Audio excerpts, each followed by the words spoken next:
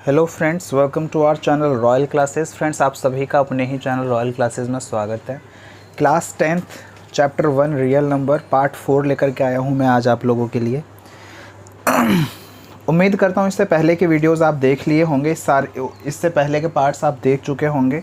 तो अब हम पार्ट 4 में बहुत इंपॉर्टेंट क्वेश्चन नंबर 5 को प्रोसीड करेंगे। क्वेश्चन नंबर 5 में लिखा हुआ है, चेक वेदर 6 की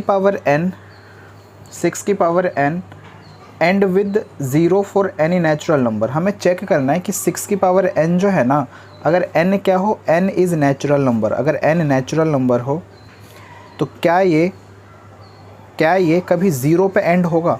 तो इसका एक सिंपल तरीका है कि जैसे 6 की पावर अगर 1 की अगर हम बात करें तो वो 6 ही होता है। 6 की पावर अगर हम 2 की बात करें तो वो हमारा 36 होता है, तो इसका यूनिट प्लेस 6 ही है। 6 की पावर अगर हम 3 करें, 1 2 3 इसलिए कर रहे हैं क्योंकि n जो है वो नेचुरल नंबर, और नेचुरल नंबर 1 2 3 होता है। तो अगर हम 3 करें तो 216 होता है।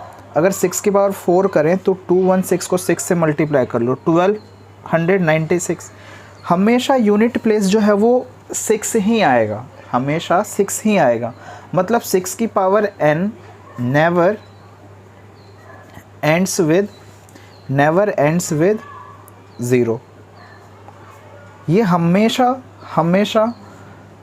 6 से ही एंड होगा अगर n नेचुरल नंबर है। अगर होल नंबर है तो कुछ भी हो सकता है। जैसे 6 की पावर अगर होल नंबर है तो 6 के बाद 0 1 हो जाएगा।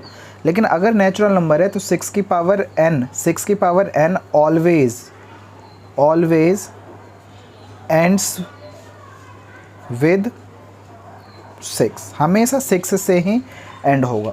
लेकिन अगर आप ये लिखेंगे एग्ज़ाम में तो आपको पूरे मार्क्स नहीं मिलेंगे। अगर 2 मार्क्स का ये क्वेश्चन है तो आपको 2 मार्क्स नहीं मिलेंगे। तो सिंपल आप इसको एग्ज़ाम में कैसे लिखेंगे इस चीज़ को आप समझ लें। मैं यहाँ पे आपको जो लिखवा रहा हूँ वही आपको एग्ज़ाम में लिखना पड़ेगा। सॉल्यूशन 5, इसमें आप लिखेंगे we know that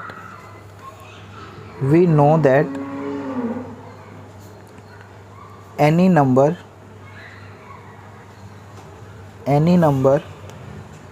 divisible by 10, ठीक। we know that any number divisible by 10 then it must be divisible by 2 and 5। देखो, अगर कोई नंबर 10 से डिविजिबल है तो पक्का 0 से एंड होगा। मतलब 10 से डिविजिबल है का मतलब क्या हो सकता है? वो नंबर या तो हमारा 10 रहा होगा, या 20 या 30 या 40 या 4000 कुछ भी रहा हो। तो ये जो भी नंबर 0 से एंड हो रहे हैं पक्का वो 10 के टेबल में आ रहा होगा। और अगर वो 10 के टेबल में आ रहा है तो वो 2 और 5 के टेबल में भी डेफिनेटली आएगा। तो यही हमने लिखा है, we know that any number divisible by 10 then it must be divisible by 2 and 5। Also we know that 6 की पावर जो n है ना, 6 की power n has 1 factor 2 but not 5। अगर हम देखें तो 6 जो है वो 2 से डिविजिबल है लेकिन 5 से डिविजिबल नहीं है। तो इस वजह से हम कह सकते हैं कि 6 की power n never ends with 0। इसका मतलब ये है कि ये कभी भी 6 की पावर n जो है वो 0 से एंड कभी भी नहीं होगा, 0 पे एंड कभी भी नहीं होगा। और ये जो मैंने आपको लिखवाया है वो आपको याद कर लेना है और यही आपको एग्ज़ाम में लिख करके आना है, तभी आपको 2 मार्क्स मिलेगा। नेक्स्ट क्वेश्चन की तरफ बढ़ते हैं। बहुत इंपॉर्टेंट क्वेश्चन है, क्वेश्चन नंबर 6 की तरफ बढ़ते हैं। फ्रेंड्स, क्वेश्चन नंबर 6 में लिखा हुआ है, एक्सप्लेन 7 × 11 × 13 + 13 एंड एक और लिखा हुआ है 7 × 6 × 5 4 3 2 1 + 5। हमें प्रूव करना है कि ये दोनों ही क्या है, कंपोजिट नंबर्स है। हाँ, ये दोनों ही क्या है, कंपोजिट नंबर्स है। कंपोजिट नंबर्स आपको पता है, इंट्रोडक्शन वीडियो में मैंने आपको बताया था कि ये वो नंबर्स होते हैं जिसके मोर देन 2 फैक्टर्स होते हैं। तो सिंपली आप यहाँ पे एक बात समझिए, अगर मैं आपसे पूछूँ कि आप मुझे ये बताइए कि 12 कंपोजिट नंबर है या नहीं, तो आप बोलेंगे बिल्कुल है, क्योंकि ये 1 के टेबल में आता है, 2 के में, 3 के में, 4 के में, 6 के में आता है। इस वजह से ये क्या है, कंपोजिट नंबर है। तो अगर ये कंपोजिट नंबर है तो इसका फैक्टर भी तो कुछ 1 और अपना छोड़ के बाकी भी आ जाएंगे। जैसे अगर हम यहाँ पे देखें तो 12 का अगर हम फैक्टर करें, अगर हम 12 का फैक्टर करते हैं, 2 6 जा 12, 2 3 जा 3 1 जा, तो 2 2 3। अगर मैं आपको 3 नंबर ऐसे मल्टीप्लाई करके दे दूं और बोलूं क्या ये कंपोजिट नंबर है, तो आप क्या बोलेंगे? आप ये बोलेंगे कि हाँ ये बिल्कुल कंपोजिट नंबर है, क्योंकि तीनों ही क्या हो रहे हैं, मल्टीप्लाई हो रहे हैं। लेकिन अगर बाई चांस मैं यहाँ पे कुछ प्लस कर दूं 7, जैसे मैं आपसे पूछूं 2 2 इंटू 3 प्लस 7, क्या अब ये है?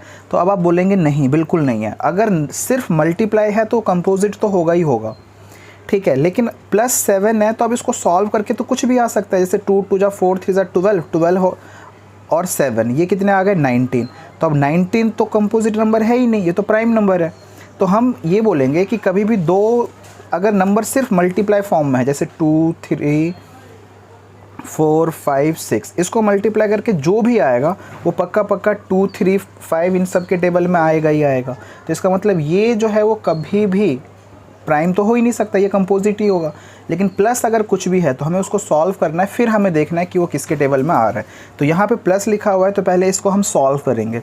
तो सॉल्व करने का तरीका ये है कि इसको इससे मल्टीप्लाई कर लो, फिर इससे मल्टीप्लाई करके 13 ऐड कर लो। या दूसरा तरीका है सॉल्व करने का कि यहाँ से 13 आप कॉमन ले लो। तो 7 इंटू 11, यहाँ 13 कॉमन लिया तो 1 बचा। 13 11 7 जा 77 प्लस 1 78। और हम इसको अगर मल्टीप्लाई करेंगे तो जो नंबर आएगा वो फैक्टर कुछ इस तरह से होंगे। 78 13 6 जा होता है, तो हम इसको लिख सकते हैं 13 इंटू 13, और 6 को लिख सकते हैं 2 इंटू 3। तो जो ये वाला नंबर है इसको हम कुछ ना इस फॉर्म में लिख सकते हैं। और अभी मैंने आपको सिखाया कि कभी सभी नंबर अगर मल्टीप्लाई हो रहे हों तो ये हमारे जो है वो कंपोजिट नंबर होंगे ही होंगे। तो ये फ्रेंड्स हमारा कंपोजिट नंबर है। अब हम इधर देखते हैं, इसको भी हम सॉल्व कर लेते हैं, क्योंकि लास्ट में जो +5 है इसकी वजह से ही कन्फ्यूज़न है। अगर इतने सारे नंबर्स होते हैं तो ये पक्का कंपोजिट होता। लेकिन अब यहाँ पे +5 है तो +5 पहले आप कॉमन ले लीजिए। जैसे ही हम +5 कॉमन लेंगे यहाँ से 5 हट जाएगा, तो ये हो जाएगा 7 6 जा 42 मल्टीप्लाई 5 कॉमन आ गया, 4 3 जा 12, 12 2 जा 24।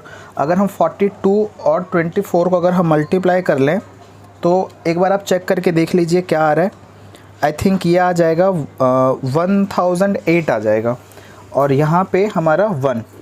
तो अब ये 1008 प्लस 1, तो ये हमारा हो जाएगा 1009। अगर आप 1009 का अगर आप फैक्टर करेंगे ना तो आपसे होगा ही नहीं, क्योंकि ये एक प्राइम नंबर है। 1009 किसी टेबल में नहीं आएगा। बट हाँ, इनको अगर हम मल्टीप्लाई करेंगे तो ये 5045 के अराउंड आ जाएगा। भाई 1009 मल्टीप्लाई 5, 5045 आ जाएगा। तो 5045 पक्का 5 के टेबल में आएगा, और इसके टेबल में आ जाएगा 5 के टेबल, और 1009 के टेबल में आएगा। तो ये जो नंबर है वो पक्का क्या है, कंपोजिट नंबर है। तो ये दोनों नंबर्स जो गिवन थे वो दोनों ही क्या है, कंपोजिट नंबर्स हैं। आप इस बात को समझ गए होंगे। नेक्स्ट क्वेश्चन 7 की तरफ हम बढ़ते हैं। 7 क्वेश्चन भी बहुत अच्छा है, बहुत इंपॉर्टेंट क्वेश्चन है। और इसको समझाने से पहले एक छोटा सा एग्जांपल मैं आपसे पूछता हूँ। सपोज़ करो यहाँ पे ये एक रेक्टेंगुलर या स्क्वायर टाइप का कोई हॉल है या कुछ भी है। यहाँ मिस्टर ए है, मिस्टर बी है। मिस्टर ए को इसको चक्कर लगाना है और इसको 20 मिनट्स लगते हैं चक्कर लगाने में, 1 रेवोल्यूशन। अगर मिस्टर बी दौड़ता है तो ये 30 मिनट्स लगते हैं। तो ऑब्वियसली ये स्लो दौड़ रहा होगा, जो बी है वो स्लो दौड़ रहा होगा क्योंकि इसको ज़्यादा टाइम लगा है। तो आप मुझे ये बताइए कि क्या ये कभी आपस में मिलेंगे? अगर एक ही टाइम पे चलना स्टार्ट करेंगे तो पक्का ये स्लो चल रहा है, तेज़ चल रहा है, तो ये कभी नहीं मिलेंगे। एक रेवोल्यूशन में तो कभी नहीं मिलेंगे। लेकिन कंटिन्यूसली अगर ये बहुत देर तक अगर ये चलते रहें तो पक्का कभी ना कभी ये मिलेंगे। और बस इन दोनों में डिफरेंस ये होगा कि ए तेज जा रहा है तो हो सकता है इसका 6th रिवोल्यूशन हो, तो ये बोलेगा भाई मेरा तो 4th ही है, लेकिन ये दोनों आपस में मिलेंगे ज़रूर। अगर हम बात करें पहली बार ये कब मिलेंगे, तो इनका हमें एलसीएम लेना पड़ेगा। अगर हम 20 और 30 का अगर हम एलसीएम लें तो इसका एलसीएम आ जाएगा 60, इसका एलसीएम आ जाएगा 60। तो 60 मिनट एक ऐसा टाइम है जहाँ पे ये दोनों मिलेंगे। बस फ़र्क ये होगा कि इसका तीसरा रिवोल्यूशन होगा, क्योंकि 20 मिनट में एक, 20 मिनट में एक, 20 मिनट में एक, तो 3 रेवोल्यूशन हो गए 60 मिनट में। और ये 30 मिनट में एक रेवोल्यूशन है तो 30 30 62 रेवोल्यूशन ही होंगे इसके। तो दोनों में डिफरेंस ये होगा कि इसका 2 और इसका 3 होगा। तो इस तरह के क्वेश्चन में कभी अगर ये पूछा जाए कि दोनों कब मिलेंगे तो आप इनका एलसीएम लेंगे। तो ऐसा ही क्वेश्चन हमारा 7 है, जहाँ पे 2 बच्चे हैं। There are a circular path around a spot field, Sonia takes 18 minute. Sonia है, इसने 18 मिनट्स लिए हैं उसको कवर करने में। सर्कुलर पाथ होगा कोई, इस सर्कुलर पाथ को चक्कर लगाने में, सपोज़ करो यहाँ से चलना स्टार्ट किया दोनों ने, तो पूरा एक रेवोल्यूशन में जो है वो 18 मिनट्स लगे हैं to drive 1 round of the field. और रवि को जो है वो 12 मिनट्स। तो एक बात तो बिल्कुल क्लियर है, सोनिया आराम से दौड़ रही होगी, सोनिया आराम से दौड़ रही होगी, है ना। रवि तेज़ दौड़ता है, तभी तो कम मिनट समय में ये चक्कर कंप्लीट कर लेता है। Suppose they both starts at the same point and at the same time and go in the same direction, after how many minute will they meet again at the starting point. Starting point पे वो कब मिलेंगे, तो इन दोनों का LCM ले लीजिए। 18 और 12 अगर आप एलसीएम लेंगे तो एलसीएम लेना आपको आता है, फैक्टर मेथड या डिवीज़न मेथड कैसे भी आप ले लो। तो इनका अगर आप एलसीएम ले लेंगे तो 36 मिनट आएगा। तो 36 मिनट का यही है कि सोनिया का तो सेकंड रेवोल्यूशन होगा, सेकंड रेवोल्यूशन जब ये ए पे यहाँ मिलेंगे, लेकिन रवि का उस समय कौन सा रेवोल्यूशन होगा, 3rd रेवोल्यूशन होगा। तो ये पहली बार जो मिलेंगे वो 36 मिनट पे मिलेंगे। 36 अगर ये चलना स्टार्ट करें, जैसे 12 बजे करेक्ट चलना स्टार्ट करें तो 12:36 पे ये दोनों ये मिलेंगे स्टार्टिंग पॉइंट पे जहाँ से इन्होंने चलना स्टार्ट किया। इससे पहले ये कभी भी नहीं मिलेंगे। दोस्तों यहाँ तक जहाँ तक मैंने पढ़ाया है आप नोट्स बनाएं, प्रैक्टिस करें। जो क्वेश्चन मैंने नहीं कराए हैं वो खुद करके देखें। कोई डाउट हो तो कमेंट सेक्शन में मुझे ज़रूर मेंशन करें और प्रैक्टिस करते रहें। मिलते हैं नेक्स्ट वीडियो में 1.3 के साथ। तब तक अपना ध्यान रखें, घर पर ही रहें क्योंकि लॉकडाउन है। Thank you so much.